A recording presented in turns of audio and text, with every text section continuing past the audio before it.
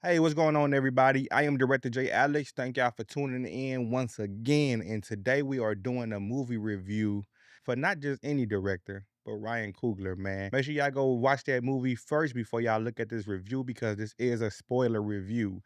I am a director and cinematographer myself, so all my reviews are very intricate and detailed because I not only talk about the movies, I also talk about the shots, cameras that was used, why they used them, everything. So this is an in-depth review for Ryan Coogler's Sinners. Listen here, this ain't no house party. Shit. Y'all ready to drink? Y'all ready to sweat till y'all stink? You want some? I just want to give praise to Michael B. Jordan, man, and Ryan Coogler. They did an amazing job on this movie as far as the acting side and as far as the direction. Every time they come together is always magic. As you may or may not know, they have worked on multiple movies together. One of director Ryan Coogler's first films was Fruitville Station, starring Michael B. Jordan back in the younger career that he had 10 years ago. They also did Black Panther and also Creed. So they have a little history. You know, they do their thing together, man. And I love seeing it. I love seeing two black males just go in and really just turn up on the movie scene because it just shows you loyalty that they have together, and they're amazing on screen. If they wasn't good, I'm sure they'd have probably moved on. All right, just to give you a little backstory to this movie, man, I've been very excited to see this movie, not only because it's Ryan Coogler, but because this movie had made history. It's shot in two different formats simultaneously. It was shot in IMAX film and Ultra Panavision 70, which would give you those two different aspect ratios. Basically, what it means is the screen will grow and shrink as you're watching the scenes. Now, there's a specific reason I believe that they did this. Not only did they make history, Ryan Coogler is one of the first people that ever done this, but I think during this movie it's important because some shots are very grand and so beautiful and big, and certain shots are very intimate, very, scary. Let's pay attention, and that's when it shrinks. So throughout this review, you will see me talking about how it grows and how it shrinks and how I felt during these moments. That's the big thing, how it felt, right? All right, so without further ado, let's jump into this movie. Let's do it. One of the first scenes of the movie that made me kind of smile a little was they purposely made a stamp on Michael B. Jordan being a double. They wanted to emphasize that they are two different people. They're not the same person. And not only did Michael B. Jordan do an amazing job by, having the accents and different personalities with these characters, but also the visual effects team, but also the camera work by Autumn Durrod. All these key pieces has to fit together in order for this to work. I say that because once this camera pans across the screen and you are first introduced to the Smoke and Stacks twins, you understand that they are the same person, right? You know that because there's only one Michael B. Jordan. They had made it their purpose in this beginning scene just to tell you that, hey, these are two different people.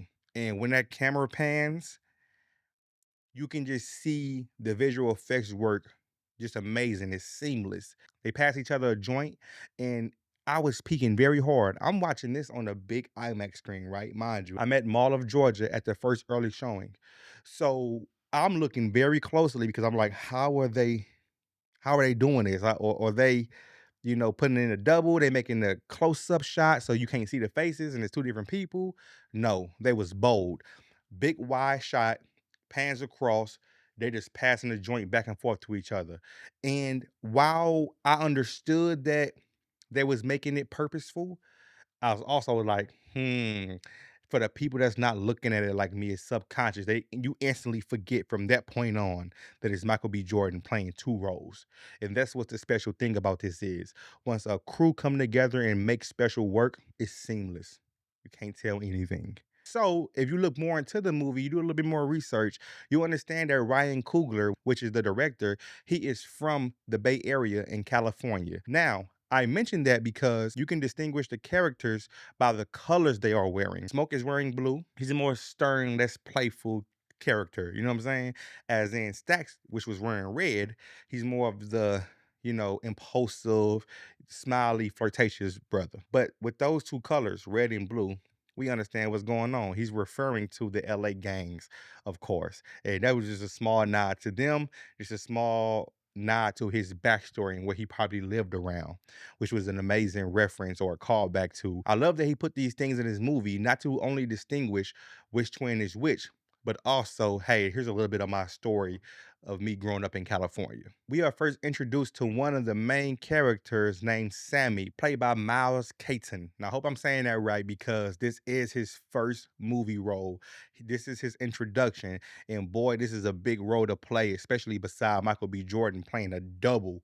You know what I'm saying? Sometimes you can feel like the monster will overshadow him, but they did it beautifully in this movie to where no character was really overshadowing any character. What's important in this movie, I want to mention that there are some seasoned actors in this movie and actresses that you have to understand that they're monsters. They're not getting buried inside of this role to you where you can't remember them. Sammy is a preacher's kid, right? So hence his name. His dad is a reverend at a church that's very small and compact. And man, the grain on this movie is amazing. Like, I love those dark church scenes, but also you can see you can distinguish the white and the blacks, right? The church is white and there's black people in the church and there's dark seating and you can just see a glow. You can see the grain and the film. And this is what's amazing about using a film camera. The film camera is what we all try to emulate. Even though I shoot digitally with a red, these film cameras are this big and very loud. They have a certain image and complexity to them and texture to them that we all try to emulate with these digital cameras. Quality is just spectacular, man. Spectacular. And as you see Miles walk through the doors and talk to his dad, and he's going for that guitar. As you know, he's a blues player. He's going for the guitar, and his dad like, hey, I want you to play tomorrow when I'm doing my sermon. And it kind of seems like the dad is trying to have his son play for the church instead of playing the blues music that is worldly. So his dad doesn't agree with that. Obviously, Sammy, hey, I'll be back tomorrow. I worked all week. Let me grab my guitar. Let me get up out of here. The dad goes, and this is a good quote I want y'all to pay attention to. If you keep dancing with the devil, one day he'll follow you home. And what's amazing about this is not only do they put it on a poster, right? This film is automatically showing you that, yeah, we finna get into some spiritual, some heaven and hell, some religious type of stuff, right? As we get deeper into the film, we understand that there's multiple religions in this film or beliefs. And this movie is very layered, right? And very textured. You turn around, you understand that he's going to play this blues music, and guess who he's going to play with? His big cousins, which are the Smoke and Stack twins. They are headed to pick him up. He jumps inside the car, and you can see that they are basically related because their dads were brothers, right? As we know later on in the movie, we see that Stacks killed the father because I guess the father was an evil man. So they play on these words. They don't say bad or terrible, they say evil, right? Just still in reference of the heaven and hell religious thing going on. And, I don't want to steer anyone away, but it's not like a religious movie. It's religious, but it's not religious, right? It's kind of like what Ryan Coogler said. It's kind of like multiple genres in one, right? So that's what's amazing about this also. But they go to this hidden trunk after they get Sammy. They go to the trunk, open the trunk of the vehicle up, and the first thing you see is a snake. Right. And the first thing that jumps in my head is, okay, preacher's kid, they talk about religious stuff and all this. This has to be a serpent snake, like the devil. And I felt like this was a warning of them saying like, "Hey, don't go no further," or something like that. I don't know what it was in reference to specifically, but I felt like that snake right there was like how it met Adam and Eve. They killed the snake, obviously, but that was like one of the first jump scares, right? And I just want to say ahead of time that I don't believe this movie is really scary. Whoever's covering their face and covering their eyes and just not to see the movie is crazy to me. The horror level is like low. And I don't think it's very scary. I just think it's gore. Basically, the movie premise is based around Clarksdale, Mississippi, 1962, but it was actually filmed in Louisiana due to tax purposes and the crew being on that side of town. And it was probably a lot easier to film it in Louisiana, right? They probably get a lot of locations for fairly cheap than Mississippi, which I would think is the opposite. The twins come back into town. They are buying a establishment to have a juke joint. So they're investing the money that they do have that they made from Chicago into now Mississippi. So that's the premise of the movie. They bought this establishment outright, threw the man the cash. It's ours. That's it. We don't want to see you again. The Smoke and Stack twins split it. Sammy went with Stacks, and Smoke went by himself. From here, the movie it just makes you smile, man. It shows the community. It shows you the thought process that they had while they was filming this. And it's not only about when you watch a movie, you just want to enjoy it. It's about the feeling also. Or you immersed in this film. Like I was immersed in this film a lot because of the family orientation that it gave, the community orientation it gave. I knew twins growing up. That itself gave me self-comfort because I knew these people I felt growing up, even though I grew up in a different time. And as you see Smoke, right? He goes to town. He runs into a little girl when he gets out the car and tells her, like, hey, I need you to watch my car. If anybody comes to the car, jump on the horn. I'll pay you 10 cents every minute I'm gone. She's about to jump in the car. He stops her and says, hey, we got to learn how to negotiate. I said a price, I'll pay you 10 cents. You said, tell me your price on what you want. You might be worth more. At this moment, I kind of felt like, okay, I thought Smoke was going to be like the butthole. He's going to roam around the city and just not really mess with nobody and then just run off and do what he got to do just to make money. This right here makes the character three-dimensional. The thing I was afraid of with this movie was each character was going to be two-dimensional, but they're so big that it wouldn't probably matter as much. But it wouldn't be substance. So this wouldn't be something I can watch 5 or 10 years from now and be like, okay, these characters meant something. But no, this laid the groundwork to him being a human and him being very three-dimensional and him teaching his little girl, hey, I'm gonna throw a price at you, you negotiate back and throw a price at me, we're gonna go back and forth until we settle. And that's exactly what he did, right? And this was a key part. Because watch this, it comes back up in the movie later, right? He negotiates with the little girl. She smiles. She's like, okay, that's kind of cool. They settled on 20, 25 cents, whatever it was. Remember, it was based in 1932. So, and obviously, the little girl's watching the car because it's probably stuff inside of this vehicle that's not supposed to be there that people will probably come and try to rob. So, Smoke goes inside this building, asks for one of his old friends, I assume, at this time in the movie. Comes out, greets him with a big hug. So now we are introduced to Bo, an Asian American that owned a grocery store establishment.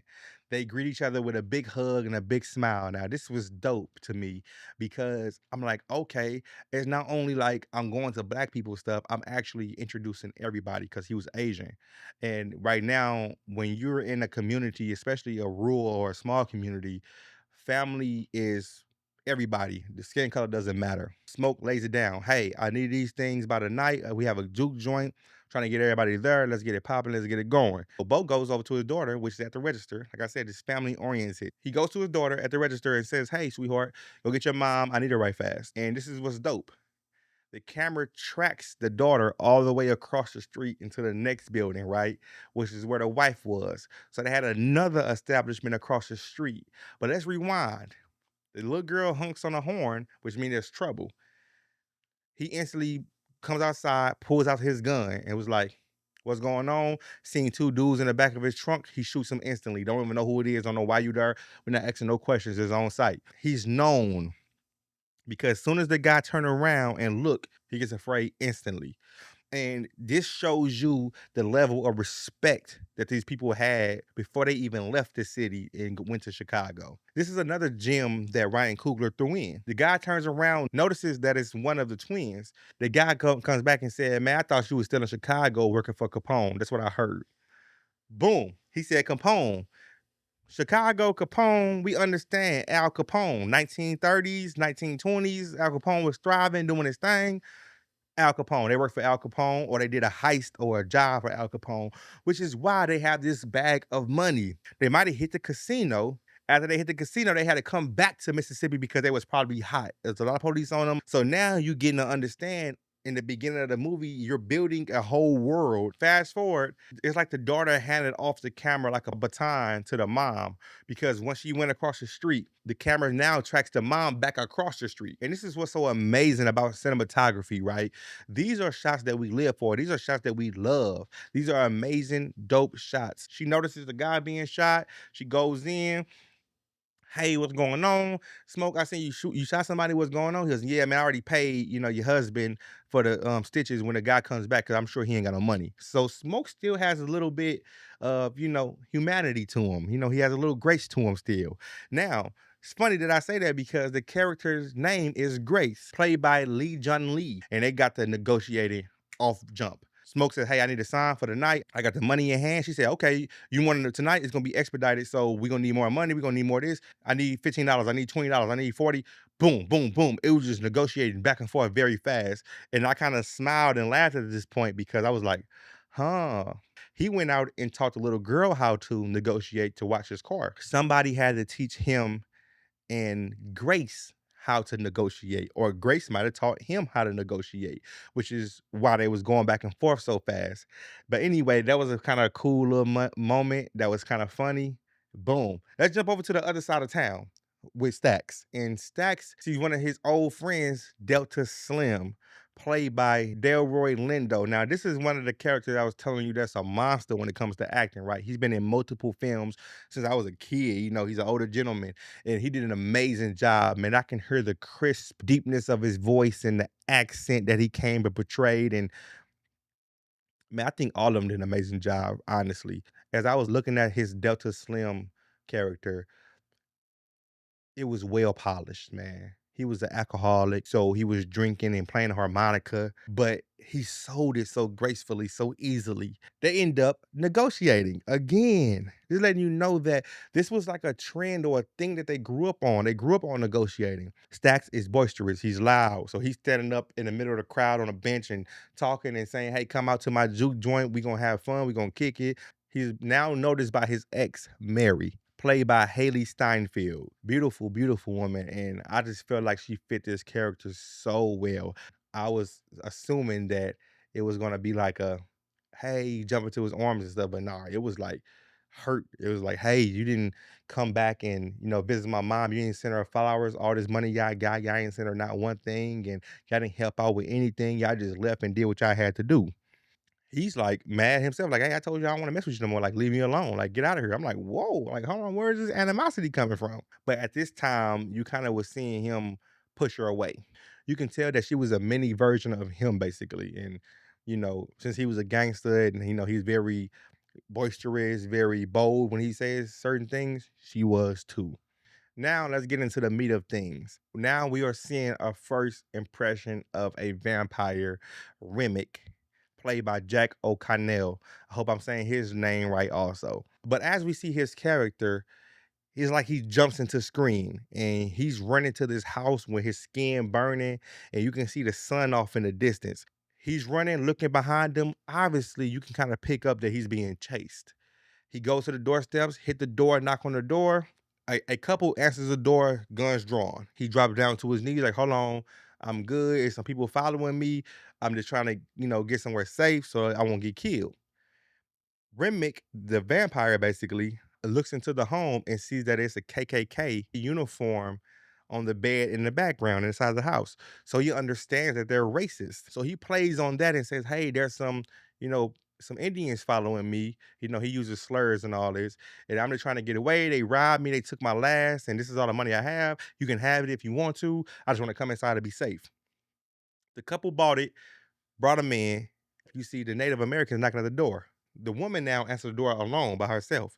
She put a gun out to the Native American. He goes, "Hey, I'm just here to get, the person that probably came in here." You can hear another Native American in the background go, "Hey, we have to go, man. Look at the sun." At this moment, I kind of felt like, the sun is going down. So I'm like, oh, so they're playing on this same thing. Vampires burn in the sun, and then at night, they're strong and, mighty. Woman closes the door, boom, walks to the back.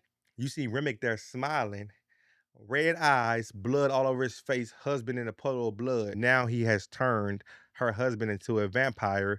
The scene cuts. You see smoke. He goes to a rock and, you see a small hand on it and assuming that it's probably one of his, babies that passed away. Now we are introduced to the character Annie, played by Wanmi Masaku. He turns around as he's like, kneeling still, looking at this small handprint on a rock. Turns around, see her, gets up, they have a conversation. At this point, I don't know what they are. I don't know if they're in a relationship together. I don't know if this is ex-wife but give it like a couple of minutes, man. You'll know exactly what they are. But as they go into her house, which is like a rundown hut. It might be her establishment. I don't know if it's her house. She has all this voodoo or magic stuff around. This is a major part of the script also because I felt like she was very much needed in this movie due to it being vampires. After that scene, the juke joint is up and going. They got Annie to cook, they got bartenders, they got the musicians to play, and this is where the aspect ratios play a big part to me. Sammy is up to play next after, Delta Slim is playing his piano and doing his thing. Sammy comes out with his guitar, introduces himself, and starts playing. The screen grows. So now it came from the small aspect ratio and grew to the big aspect ratio of 70 mil. And you can just see like it was like a larger than life moment, right? Fire, it was amazing. I love this sequence. And to even further push on this sequence, as he was playing, the roof started kind of getting on fire. And you know the saying, the roof is on fire. And I felt like that was a play on that too. And he was burning the house down with how he was singing and playing. It wasn't really coming down. It was just showing you an analogy during this movie what what was being felt, what was being had during this moment. It was having a good time. One part that I feel like during this sequence that was amazing, but I don't know specifically for fact why it was happening. It was when Sammy was playing and all the different cultures start coming out, like the Asian culture, the Native American culture, and the future, the past, and you seen girls twerking all in this building as Sammy was playing.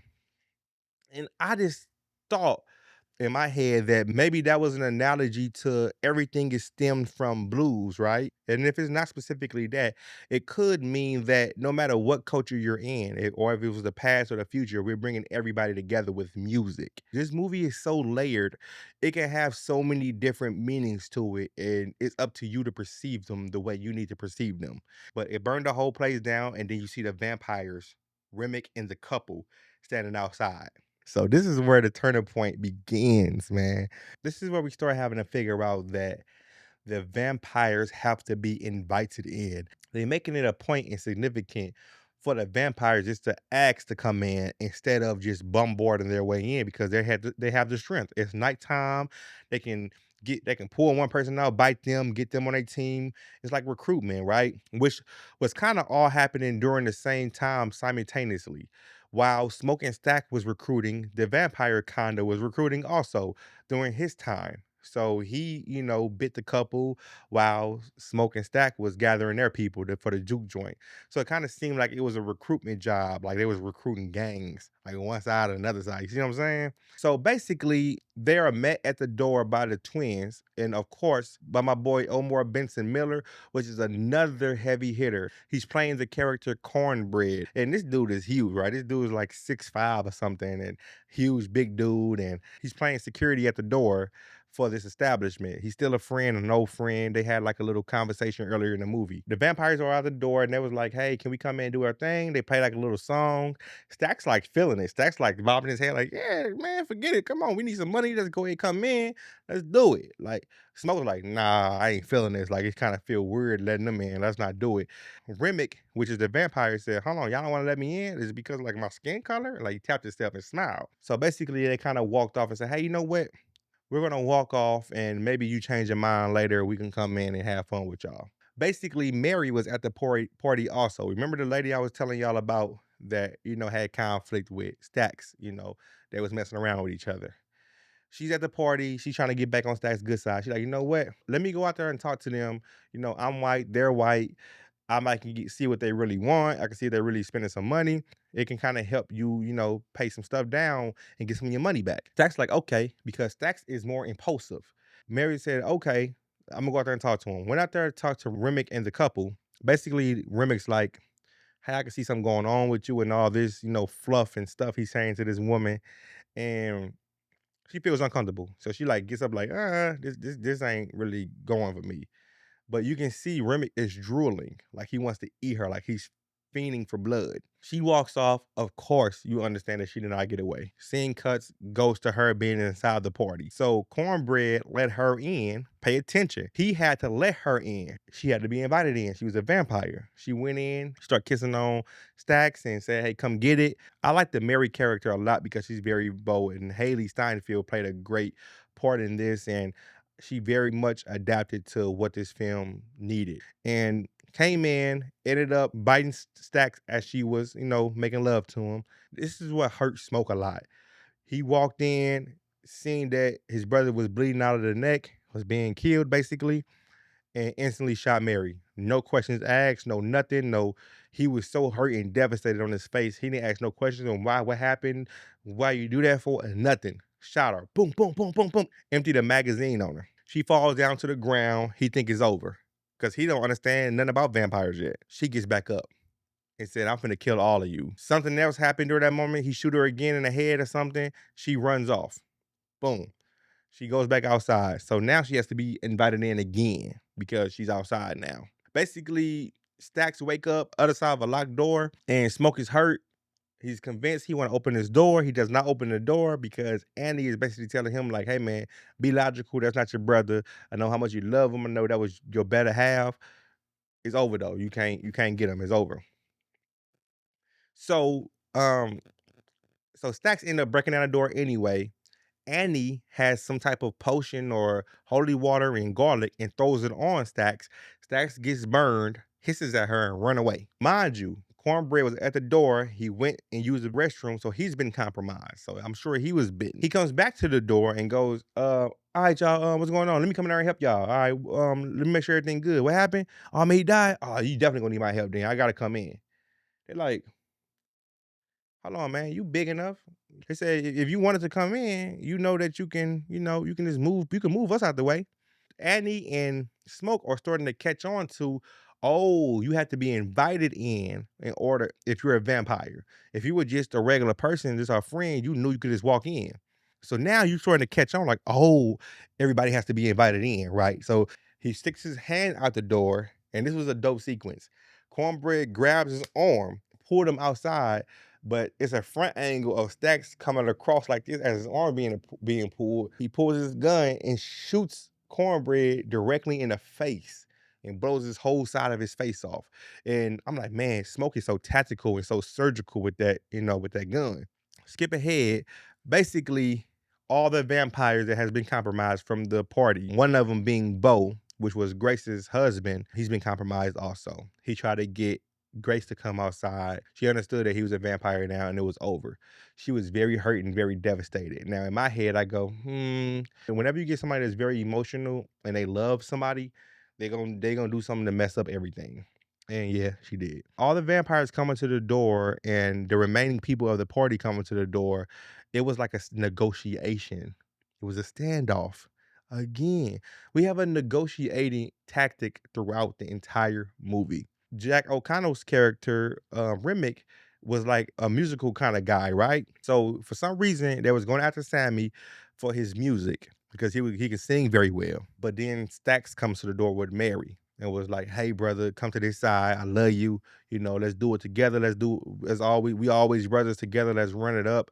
Let's do what we got to do." Smoke is so devastated and loves his brother so much he almost went outside and to join. The crew pulled him back in. He comes to his senses. They go back inside the building. Grace ended up saying, forget it. I can't take it no more. They already threatened me with going to get our daughter. So she just yells, forget it. Come on in. I love how Lee Jun Lee, how she portrayed this character because it just felt like this was her, right? It felt like she was still hip, but at the same time, she was still Asian. You know what I'm saying? But she felt very much like family.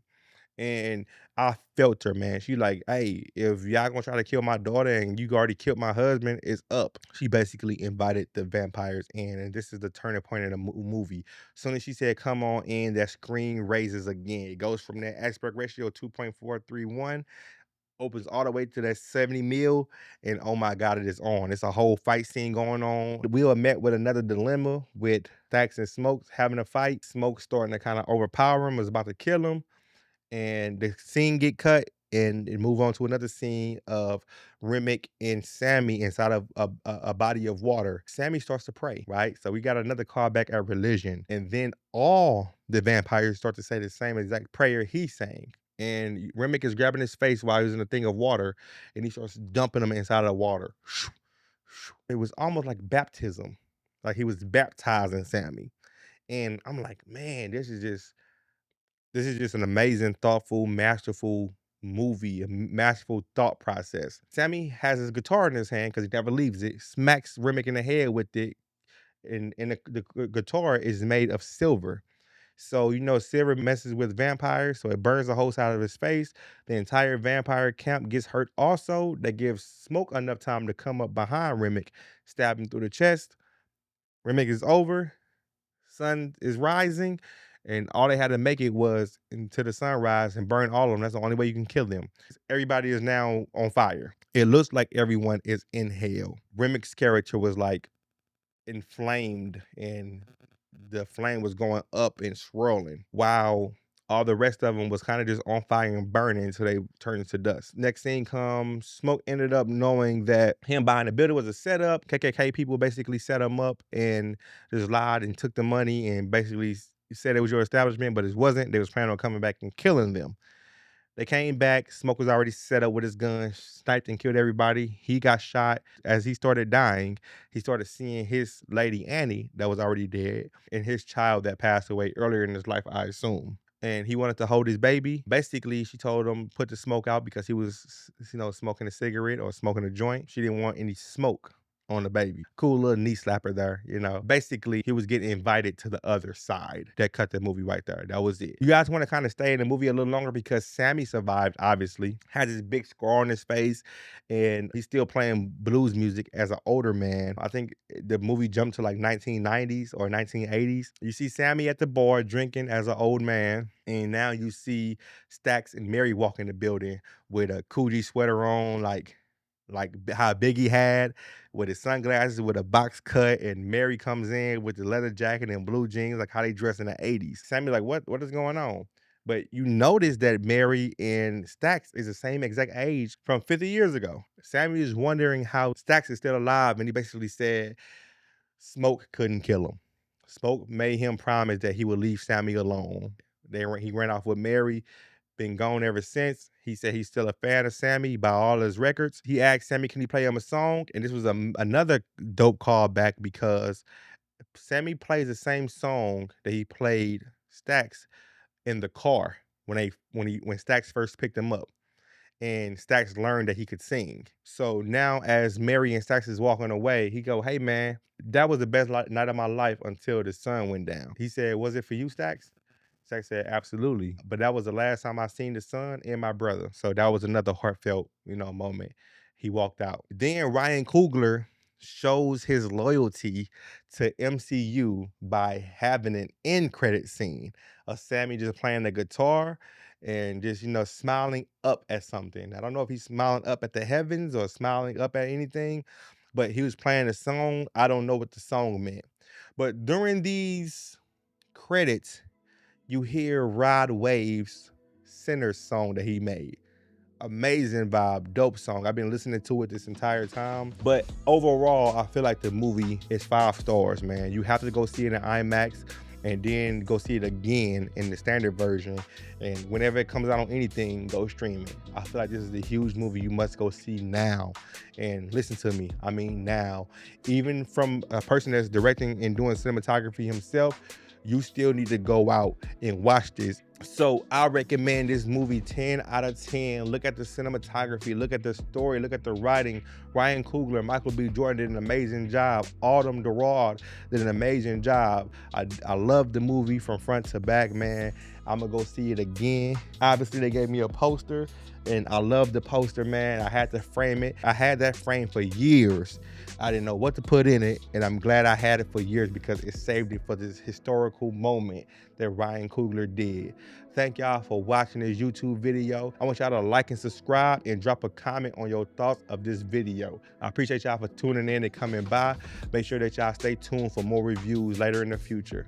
Love y'all. Vampires, whips and chains, crazy contracts, lynches and hangs. Should it all be the same? Money, sex, cigarettes, champagne, weed, X, cocaine to the brain. Stay afloat, maintain. So much came with the fortune and fame. Or drive a young, humble nigga insane.